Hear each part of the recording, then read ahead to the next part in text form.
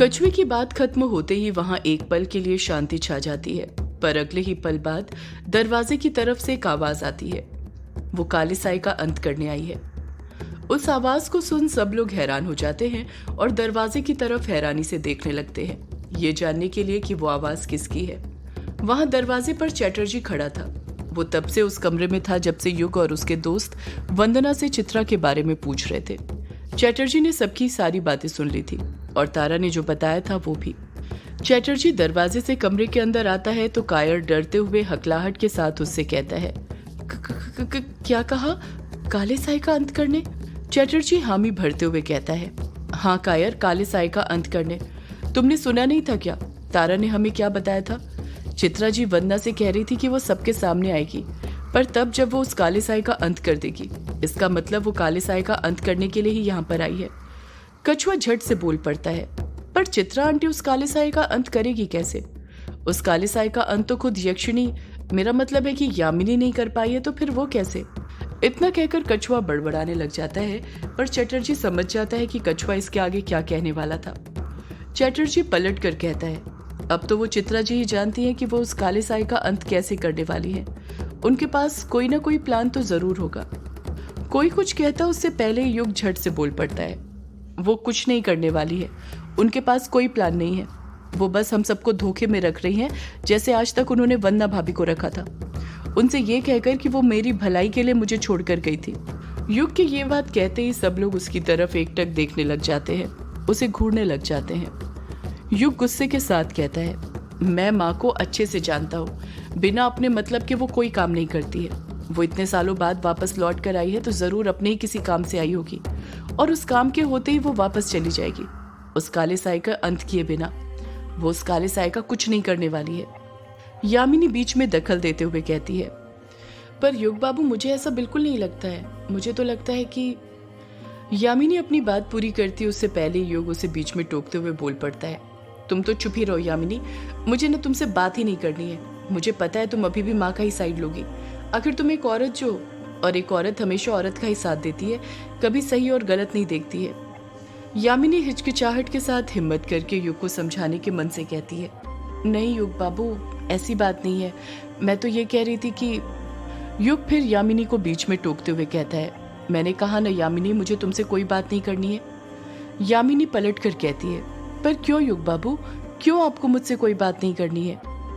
युग गुस्से के साथ ही कहता है, मैं तुमसे बात क्यों करूं यामिनी, जब तुम्हें मेरी किसी बात पर यकीन ही नहीं करना है।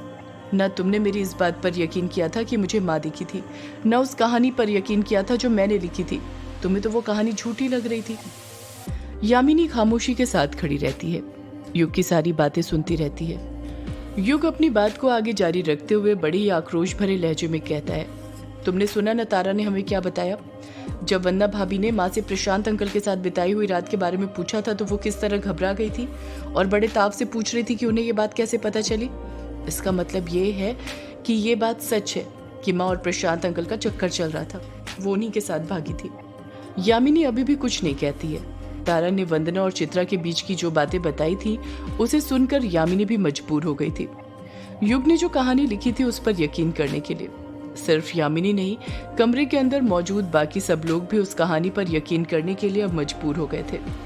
युग खुद से बड़बड़ाते हुए कहता है, उस कहानी में लिखी हर एक बात सच है, कुछ झूठ नहीं है, समझी तुम?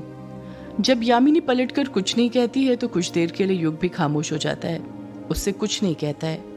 युग कुछ सोचते हुए हड़बड़ाहट के साथ कहता है, मुझे जाना होगा मुझे। यामिनी युग से कुछ पूछती उससे पहले ही कछुआ उन दोनों के बीच हुई बहस का फायदा उठाते हुए बोल पड़ता है, जाना होगा पर कहाँ युग? तू कहाँ पर जाने की बात कर रहा है? युग कछुए के सवाल का जवाब देते हुए कहता है, माँ को ढूंढने। कछुआ, मुझे माँ को ढूंढना होगा, क्योंकि वही है जो उस काले साए के बारे में जानती है, और हमें भी तो उस काले साए के बारे में ही पता करना था ना, उसका अंत करने के लिए। वंदना मन ही मन घबराते हुए सोचती है, जिस बात का डर था वही हुआ।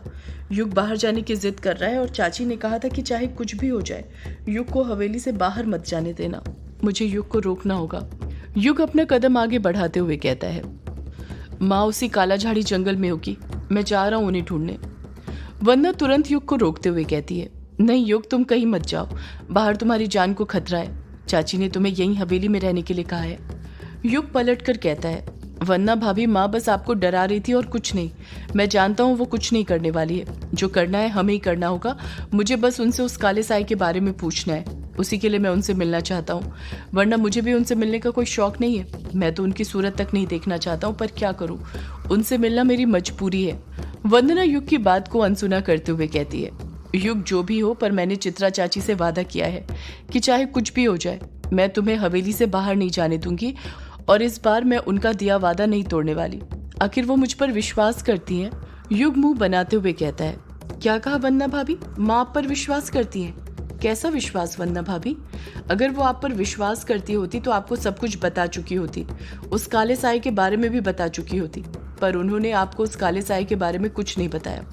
इसका मतलब उनको आप पर रत्ती भर भी विश्वास नहीं है, समझिए आप। युग के तीखे जवाब ने वंदना की बोलती बंद कर दी थी। युग ने सोच लिया था कि चाहे कुछ भी हो जाए वो चित्रा को काला झाड़ी जंगल में ढूंढने जाकर ही रहेगा। युग ने फिर अपना एक कदम आगे बढ़ाया ही था कि यामिनी झट से बोल पड़ती है, रुक जाइए युग बाबू, आपको क्या लगता है चित्रा आंटी अभी भी वहीं पर होगी? आपने और हम सब ने मिलकर पूरे काला झाड़ी जंगल में चित्रा आंटी को ढूंढा था ना? क्या वो हमें वहां पर मिली थी? नहीं मिली थी ना, वो वहां से जा चुकी है। अब आप उन्हें कहां पर ढूंढते फिरेंगे? यामिनी की बात ने युग को भी एक बार सोचने पर मजबूर कर दिया था। सच तो ये था कि काली बारिश में भीगने के कारण युग को भी अंदर से कमजोरी महसूस होने लग गई थी, पर वो सबको ऐसे जता रहा था कि उसे कुछ हुआ ही ना हो। वो बस चित्रा को ढूंढने के लिए बाहर जाने की जिद करे जा रहा था। यामिनी अपनी बात को आगे जारी रखते हुए कहती है, एक बार जरा अपनी हालत देखिए युग बाबू, पूरी आंखें काली हो गई हैं काली बारिश में भीगने के कारण। चित्रा आंटी ने बिल्कुल सही कहा है, आपको हवेली से बाहर नहीं निकलना चाहिए, आपका बाहर जाना खतरे से खाली नहीं है। युग पलटकर कुछ कहता उससे पहले कायर भी बोल पड़ता है, हाँ युग, यामिनी सही कह रही है, और वैसे भी चित्रा आंटी ने कहा है ना कि वो अमावस्या तक उस काले साए का अंत कर देगी। मुझे लगता है हमें तब तक यहीं हवेली में रहना चाहिए, यहाँ से कहीं नहीं जाना चाहिए। वर्चस्विनी कायर का साथ देते हुए कहती है, कायर बिल्कुल सही कह रहा है, मुझे भी यही लगता है कि हमें अमावस्या निकल जाने तक यहाँ से कहीं नहीं जाना चाहिए। युग हिचकिचाहट के साथ कहता है, अभी अमावस्या आने में 1 हफ्ते से भी ज्यादा वक्त है, पर अगर उसके आने से पहले ही उस काले साए ने कुछ और कर दिया तो क्या करेंगे हम? वंदना बोल पड़ती है, वो और क्या करेगा युग, तुम ही बताओ। ये काली बारिश क्या कम है जो अपनी शक्ति का वर्चस्व दिखाने के लिए कुछ और भी करेगा? मुझे नहीं लगता वो अब कुछ करने वाला है। अब जो करेगी वो चित्रा चाची है।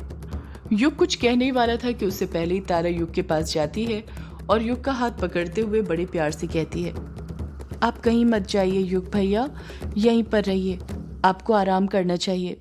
तारा ने यह बात युग से इतने प्यार से बोली थी कि युग तारा को मना ही नहीं कर पाया था। उसकी आवाज में कहीं खो सा गया था।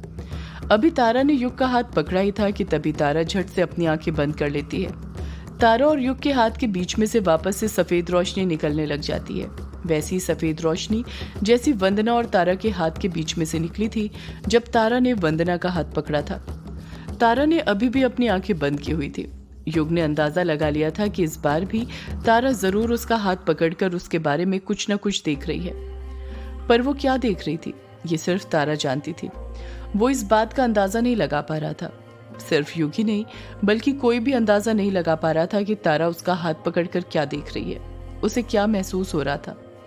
तारा ने अभी युग का हाथ पकड़कर ही रखा हुआ था कि देखते ही देखते उनके हाथों के बीच से निकलती सफेद रोशनी कम होने लग जाती है। सफेद रोशनी वापस से गायब हो जाती है। युग और तारा का हाथ नजर आने लग जाता है। तारा की आंखें अभी भी बंद थी। जैसे ही वो सफेद रोशनी गायब होती है, इस बार तारा अपनी आंखें नहीं खोलती है बल्कि बेहोश होकर फर्श पर ही झट से गिर जाती है। वर्चस्विनी चीखती है, तारा बेटी। यामिनी भी तुरंत तारा के पास जाती है और उसे उठाने लग जाती है। युग और यामिनी दोनों तारा को बड़े आराम से उठाते हैं और बेड पर रख देते हैं। वर्चस्विनी तारा को हिलाते हुए कहती है, उठो तारा बेटी, ये तुम्हें क्या हो गया तारा बेटी? यामिनी तारा का हाथ पकड़ते हुए कहती है, तारा को कुछ नहीं हुआ है वर्चस्विनी जी, वो बस बेहोश हो गई है। वर्चस्विनी पलट कर पूछती है, बेहोश हो गई, पर कैसे? यामिनी वर्चस्विनी के सवाल का जवाब देते हुए कहती है, शायद युग बाबू का हाथ पकड़ने के कारण। युग हैरानी के साथ कहता है, क्या कहा? मेरा हाथ पकड़ने के कारण? यामिनी हामी भरते हुए कहती है, हाँ युग बाबू, आपका हाथ पकड़ने के कारण। मेरे ख्याल से तारा ने आपका हाथ पकड़कर फिर कुछ देखा है जिस कारण उसकी शक्ति का उपयोग हुआ है। और तारा ने अभी कुछ देर पहले ही वंदना पर भी अपनी शक्ति का उपयोग किया है। एक दिन में ही इतनी बार अपनी शक्ति का उपयोग करने से शायद वो बेहोश हो गई है। आखिर है तो ये एक बच्ची ही ना, यह अभी भी अपनी शक्ति पर सही से नियंत्रण नहीं कर पा रही है। वर्चस्विनी नम आंखों के साथ कहती है, ये मेरी बेटी के साथ क्या हो रहा है? ये ठीक तो हो जाएगी ना? यामिनी वर्चस्विनी को दिलासा देते हुए कहती है, हाँ वर्चस्विनी जी, तारा को कुछ ही देर में होश आ जाएगा। ये बस बेहोश हो गई है, घबराने वाली कोई बात नहीं है। वर्चस्विनी पलटकर कुछ नहीं कहती है, बस अपना हाथ तारा के सिर पर फेरने लग जाती है। कछुआ घबराते हुए मन ही मन सोचता है, तारा ने युग का हाथ पकड़कर ऐसा क्या देख लिया कि वो सीधे बेहोश ही हो गई? जरूर उसने कुछ न कुछ बुरा ही देखा है, तभी उसके साथ ऐसा हुआ है। तारा की ऐसी हालत देखकर युग भी बाहर जाने की जिद छोड़ देता है और कमरे में ही कोई सा कोना देखकर वहीं पर बैठ जाता है। कुछ देर बाद तारा को अभी तक होश नहीं आया था। वर्चस्विनी तारा के पास ही बैठी हुई थी और बार बार उसके सिर पर हाथ फेरे जा रही थी। सभी लोग खामोशी के साथ कमरे में बैठे हुए थे। उनको देखकर साफ समझ आ रहा था कि वो तारा के होश में आने का इंतजार कर रहे थे। कमरे के अंदर मौजूद सभी लोगों के चेहरे उतरे हुए थे। यामिनी कमरे के अंदर बैठी हुई थी कि तभी वो फिर वही बात नोटिस करती है जो उसके दिमाग में बार बार आ रही थी कि कमरे में अभिमन्यु और डायना अभी तक नहीं आए थे, वो भी इतना सब कुछ हो जाने के बाद। यामिनी मन ही मन सोचती है, ये अभिमन्यु और डायना कर क्या रहे हैं कि इन्हें जरा सा भी होश नहीं है कि हवेली में चल क्या रहा है। यहाँ तक कि चैटर्जी भी यहाँ की हलचल सुनकर यहाँ पर आ गया, पर ये दोनों नहीं आए। मुझे उन्हें जाकर देखना ही होगा। इतना कहकर यामिनी तुरंत अपनी जगह पर से उठती है और कमरे से बाहर निकलने लग जाती है। सदियों से है पुरानी ये है यक्षिणी की कहानी। यक्षिणी एक आग है, यक्षिणी तेरा ख्वाब है।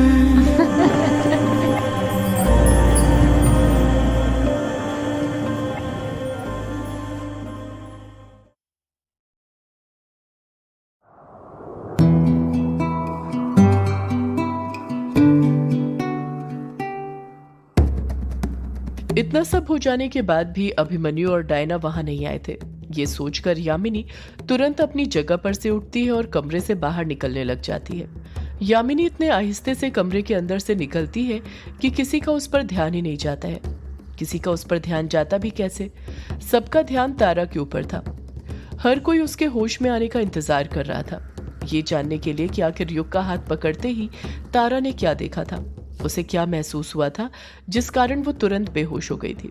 इस तरफ कमरे के अंदर अभिमन्यु और डायना के बीच अभी तक बहस चल रही थी।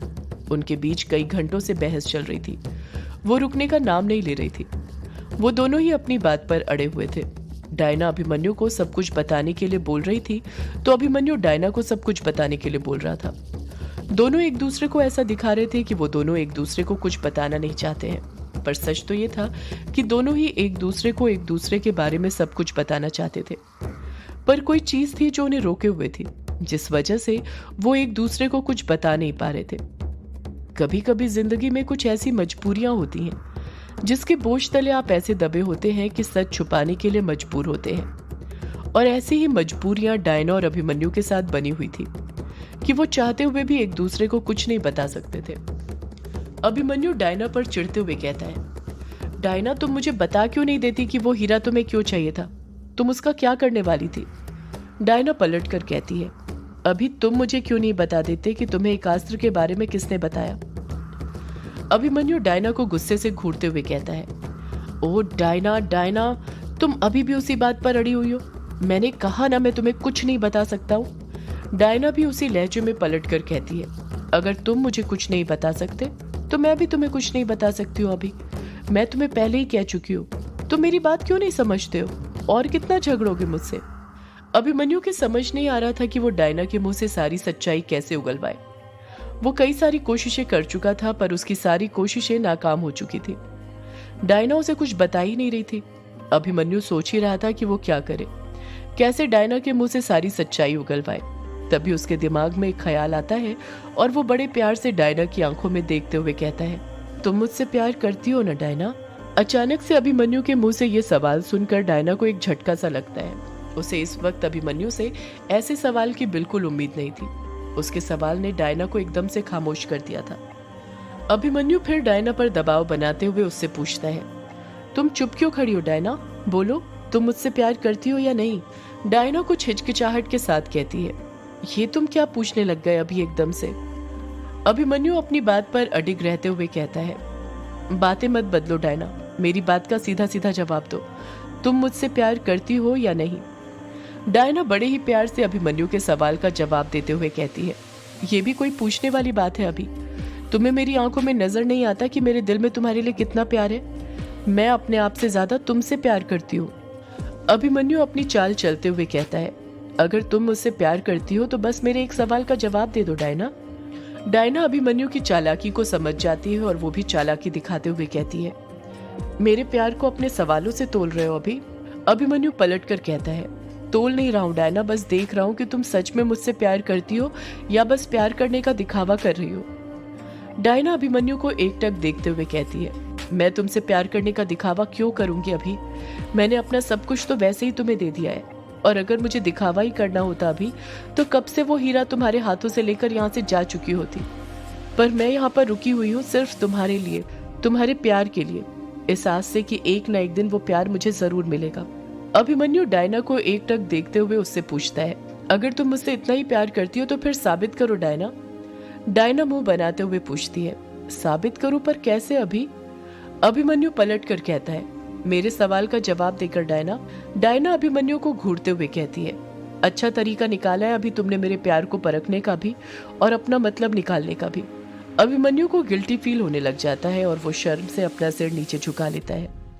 डायना अपनी बात को आगे जारी रखते हुए कहती है, अगर अपने प्यार को साबित करने के लिए मुझे तुम्हारे सवाल का जवाब ही देना है तो ठीक है, अभी मैं तुम्हारे सवालों के जवाब देने के लिए तैयार हूँ।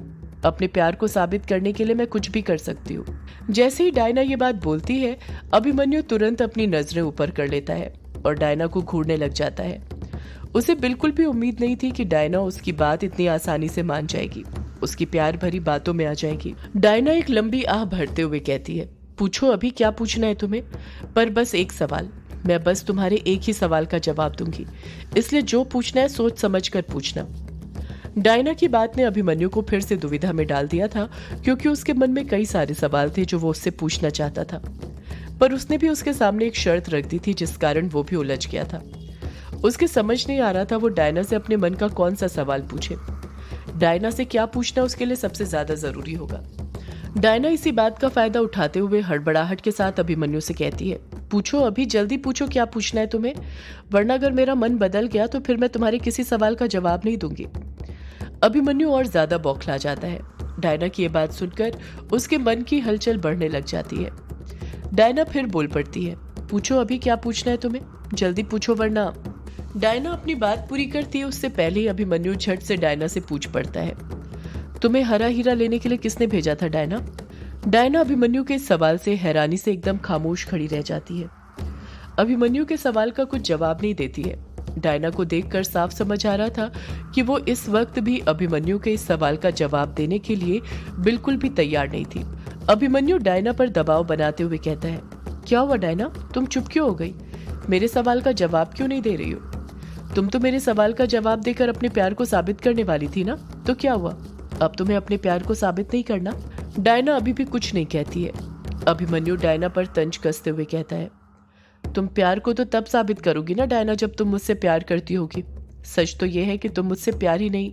अभिमन्यु अपनी बात पूरी करता उससे पहले ही डायना अंदर से पूरी तरह गुस्से से भर जाती है और वो झट से बोल पड़ती है, तुम जवाब चाहते हो ना, अभी जानना चाहते हो ना मुझे हरा हीरा लेने के लिए किसने भेजा था? तो सुनो। डायना की बात बोलते ही अभिमन्यु का दिल जोरों से धड़कने लग जाता है। डायना से इस सवाल का जवाब पाने के लिए उसका मन बहुत बेताब था। डायना एक लंबी आह अपने सीने में भरती है और उसे छोड़ते हुए कहती है, मुझे महाडायन ने भेजा था अभी।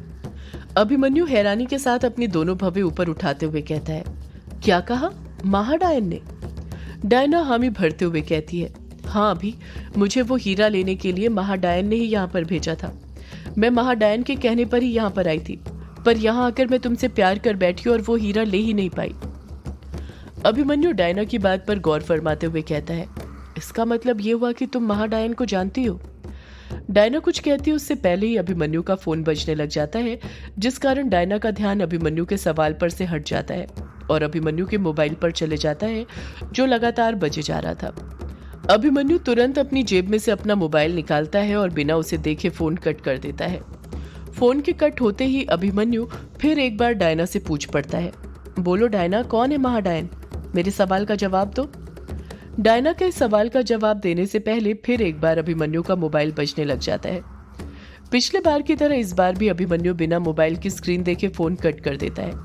अभिमन्यु फिर डायना से हड़बड़ाहट के साथ पूछता है, क्या ये वही महाडायन है जिसने यक्षिणी, मेरा मतलब है कि यामिनी की मां को उस रात अभिशापित कर दिया था भक्ष्यानर के साथ संभोग करने के कारण? डायना के दिमाग से बात निकल जाती है कि उसे बस अभिमन्यु के एक सवाल का जवाब देना था और वो फ्लो में जवाब दे बैठती है, नहीं अभी, ये वो महाडायन नहीं है। वो महाडायन तो उसी वक्त मर गई थी जब उसने यामिनी की मां को अभिशाप दिया था।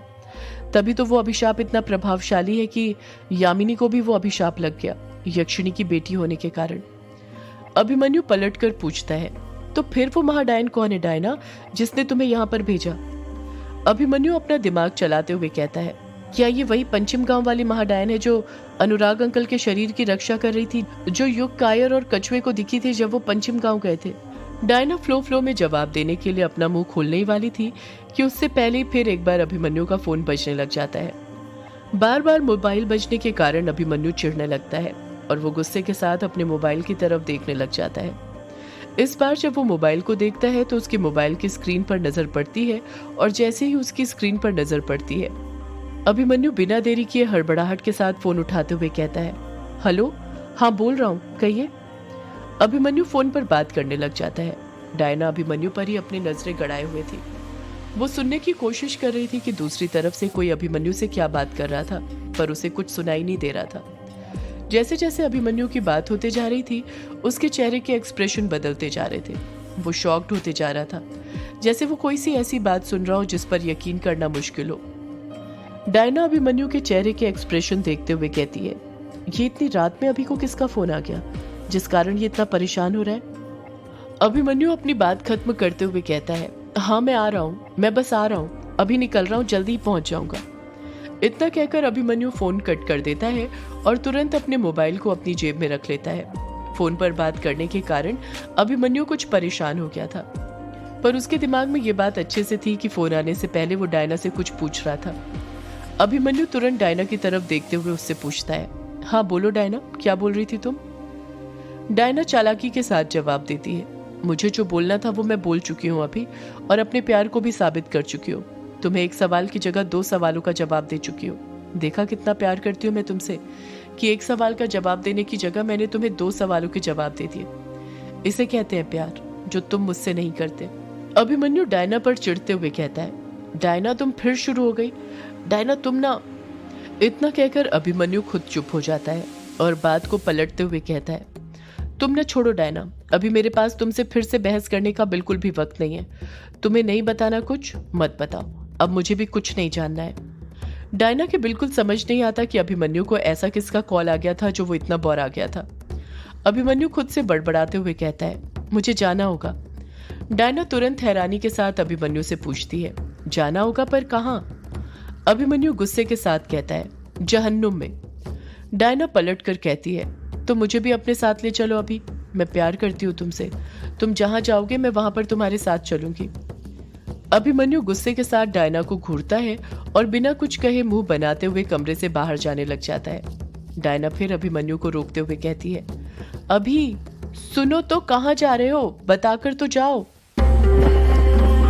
सदियों से है पुरानी ये है यक्षिणी की कहानी।